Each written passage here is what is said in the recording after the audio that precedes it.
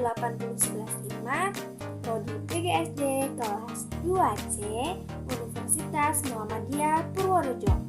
Pada kesempatan ini, saya akan membahas tentang teori perkembangan personal oleh Carl Rogers, di mana ada 3 pembahasan. Yang pertama, mengenai teori dari Carl Rogers itu sendiri, dan yang kedua, relevansi bagi para peserta didik, dan yang ketiga, bagaimana cara kita menjadi guru SD dan mengimplementasikannya kepada anak peserta didik. Jadi, apa sih yang dimaksud dari teori perkembangan personal oleh Carl Rogers? Bagaimana sih cara teori tersebut? Di sini saya akan menjelaskan terlebih dahulu. Carl Rogers adalah seorang psikolog yang terkenal dengan pendekatan terapi klinik yang berpusat pada klien.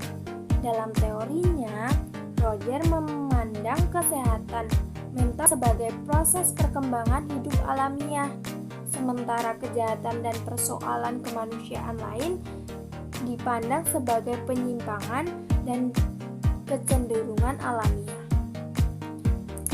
Jadi, teorinya didasarkan pada prinsip humanistik bahwa jika orang diberi kebebasan dan dukungan emosional untuk bertumbuh, mereka bisa berkembang menjadi manusia yang berfungsi secara. Jadi, maksud dari orang yang berfungsi sepenuhnya adalah orang yang mencapai keselarasan antara diri yang real dengan diri yang diciptakan atau diidamkan. Suatu situasi yang menghasilkan kebebasan dari konflik internal dan kegelisahan. Kebebasan itu sendiri bertujuan untuk mengembangkan seluruh potensinya semaksimal mungkin. Jadi makhluk hidup tidak hanya bertujuan untuk bertahan hidup saja, tetapi ingin memperoleh apa yang terbaik bagi keberadaannya. Dalam teori Carl Rogers ada 2 hal yang bertentangan, yaitu I or me dan real self, di mana I or me itu dilihat dari sudut pandang dari diri kita sendiri, dan real self bagaimana seharusnya diri kita sendiri. Sebagai contoh dari I or me, jika ada orang yang berpendapat bahwa kamu cuek dan tanggapan dari diri kamu, ya kan saya memang seperti ini. Sedangkan dari real self itu ada orang yang berpendapat bahwa diri kamu cuek dan anggapan kamu seharusnya saya tidak cuek dengan orang tersebut. Contoh lainnya juga di sekolahan, banyaknya peraturan. Contohnya pada hari ini harus pakai baju ini, hari Senin harus pakai putih, kemudian hari Jumat pakai pramuka dan sebagainya. Oleh hal itu terkadang siswa terhambat karena adanya peraturan tersebut. Tapi bagi sebagian siswa juga, apabila mereka melakukan hal tersebut, melakukan dari peraturan tersebut, mereka beranggapan bahwa diri mereka telah menjadi siswa yang ideal. Hal tersebut menuju ke conditional positive regard, yaitu penghargaan bersyarat. Contoh lainnya juga ada ketika kita itu penghargaan tak bersyarat. Itu ada ideal self, yaitu suatu hal yang diciptakan dan diidamkan.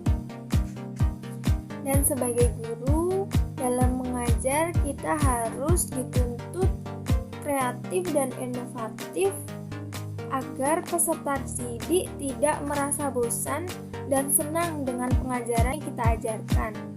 Kebanyakan dari peserta didik merasa bosan karena kita mengajar hanya di dalam ruangan dengan suasana yang seperti itu dan kegiatan yang bisa dibilang kurang menyenangkan. Oleh sebab itu, kita mengimplementasikannya dengan belajar di luar kelas, seperti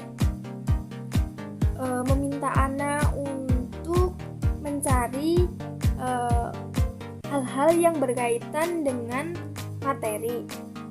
Setelah itu, anak bisa kembali diajak masuk dan diajak berdiskusi tentang apa saja yang telah mereka dapat di luar sana tentang materi pembelajaran. Seperti contoh lainnya, saat keadaan kelas sedang ramai atau gaduh, banyak anak yang ngomong sendiri, bicara sendiri, celoteh sendiri.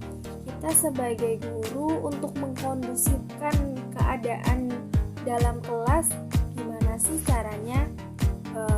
Mungkin ada beberapa cara, seperti mengajak anak-anak untuk tepuk tangan atau bernyanyi, atau juga ada cara lain seperti menyuruh anak untuk menirukan suara ular. Dengan otomatis anak akan inisiatif menyebutkan cara ular berbunyi, yaitu dan seketika kelas akan hening untuk sesaat dan kegiatan bisa dilanjutkan kembali. Di sini dikatakan belajar berhasil itu apabila si pelajar dapat memahami lingkungannya dan dirinya sendiri. Belajar itu butuh motivasi, dan motivasi itu berasal dari diri kita sendiri. Apabila diri kita sendiri saja tidak memiliki motivasi untuk belajar, maka untuk memulainya saja susah. Tujuan guru yaitu membantu peserta didik untuk mengenali diri mereka sendiri sebagaimana manusia yang unik dan membantunya dalam mewujudkan potensi-potensi yang ada pada diri mereka, atau dengan kata lain seperti mengembangkan potensi pada diri anak tersebut. Mungkin itu saja pembahasan tentang teori perkembangan personal menurut Carl Rogers yang bisa saya sampaikan. Kurang lebihnya saya mohon maaf. Assalamualaikum warahmatullahi wabarakatuh. Terima kasih semuanya.